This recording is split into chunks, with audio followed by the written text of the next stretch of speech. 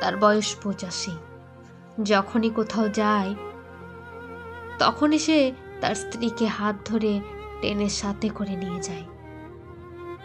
আমি তাকে জিজ্ঞেস করলাম, তোমার স্ত্রীর এমন বিভ্রান্ত অবস্থা কেন? সে কি একা একা কোথাও যেতে পারে না? সে উত্তর দিল, সে একজন আলঝেইমার রোগী। আমি বললাম, তুমি যদি তাকে ছেড়ে চলে যাও তাহলে সে কি খুব কষ্ট পাবে?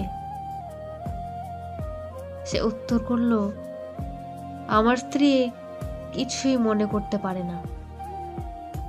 আমি কে তাও সে জানে না। অনেক বছর ধরেই আমাকে আর সে চেনে না। বিস্মিত হয়ে বললাম, তারপরও প্রতিদিন তুমি তাকে হাত ধরে গাইড করে নিয়ে যাচ্ছ, যে তোমাকে চেনেই না? বর্ষিয়ান মানুষটি মৃদু হেসে আমার চোখের ভেতরে তাকালো, তারপর বলল, সে জানে না আমি কে, কিন্তু আমি তো জানি। সে কে? সে হলো আমার জীবনের ভালোবাসা।